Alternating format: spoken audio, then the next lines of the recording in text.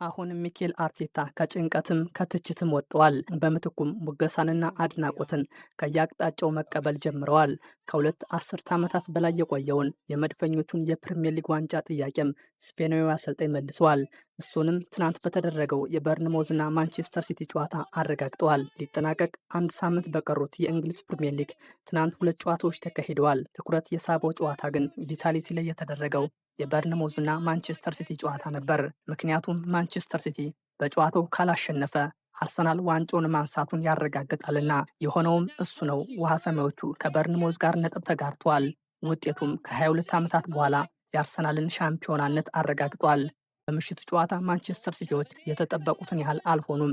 ለዋንጫ የሚፎካከሩም አልመሰሉም። በታሪካቸው ለመጀመሪያ ጊዜ በአውሮፓ መድረክ ቀጣይ ዓመት ለመታየት ባለሙት በርንሞዞችም እጅጉን ተፈትነዋል። በዚህም ዜጎቹ የጨዋታውን የመጀመሪያ አጋማሽ ተመርተው ነበር ያጠናቀቁት። ወጣቱ ጁኒየር ክሎፕ ድንቅ ግብ አግብቶ በጨዋታው ባለሜዳዎቹን መሪ አድርጓል። ከረፍት መልስ ፔፕ ጋርዲዮላ ውጤቱን ለመቀልበስ ያደረጉት ጥረት አልተሳካም። የወትሮ የአሸናፊነት መላቸውም ጠፍቶባቸው ተስተውሏል። ያደረጉት የአራት ተጫዋቾች ለውጥም ከአቻነት አላዘለላቸውም። አቻ ውጤቱም ቢሆን ባለቀ ሰዓት የተገኘ ነበር በኤርሊንግ ብራውት ሃላንድ አማካኝነት። ይህችው የአጥቂው ግብ ሲቲን ከበርንሞዝ ጋር ነጥብ አጋርቷል። ከዚህ ባሻገር ጨዋታው ግን የአርሰናልን ዋንጫ አሸናፊነት አብስሯል። ከ10 ዓመት በኋላ ማንቸስተር ሲቲን ለመልቀቅ የተሰናዱት ፔፕ ጋርዲዮላ ከጨዋታ በኋላ መድፈኞቹን እንኳን ደስ አላችሁ ለማለት ተገደዋል።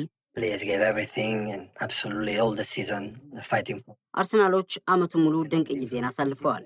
ለዋንጫም ትልቅ ጥረት አድርገዋል። በጋራም አስቸጋሪ ጊዜያትን አሳልፈዋል። በዚህም ለዋንጫ በቅተዋል። ቡድኔም ለሚካኤል አርቴታና ለቡድኑ አጠቃላይ አባላት እንኳን ደስ አላችሁ ማለት ይፈልጋል። ይገባቸዋል። ልክ እንደ ፔፕ ጋርዲዮላ ሁሉ በውድድር ዓመቱ መጨረሻ በርንሞዝን እንደሚለቁ የሚጠበቁት አንዶኒ ኢራዮላ ከጨዋታ በኋላ በውጤቱ ደስተኛ መሆናቸውን ተናግረው ሚኬል አርቴታና ቡድናቸውንም እንኳን ደስ አላችሁ ብለዋል። በጨዋታው ጥሩ ነበር። ባንጠቀምበትም የምናሸንፍበት እድልም አግኝተን ነበር።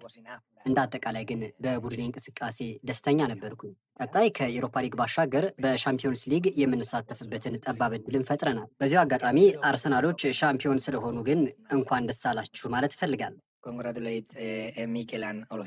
በርንሞዝ ቀጣይ ዓመት በታሪኩ ለመጀመሪያ ጊዜ በአውሮፓ መድረክ ይታያል። ይህም ከ4 ዓመት በፊት በሻምፒዮንሺፑ ሲሳተፍ ለነበረው ክለብ ዘንድሮ ትልቅ የስኬት ዓመቱ ነው። ቼልሲን ከቶተናም ሆትስፐር ሲያገናኘው ሌላው የትናንቱ ጨዋታ በቼልሲ 2-1 አሸናፊነት ተጠናቋል። ውጤቱም የቶተናምን ቀጣይ ዓመት በሊጉ የመታየት ጉዳይን ዳግም አጠራጣሪ አድርጎታል። በመጨረሻው ሳምንት ስፐርሶች ከኤቨርተን ላይ ነጥብ ለመውሰድም ተገደዋል። አሊያም የዌስትሃምን ነጥብ መጣል በሊጉ ለመቆየት ይፈልጋሉ።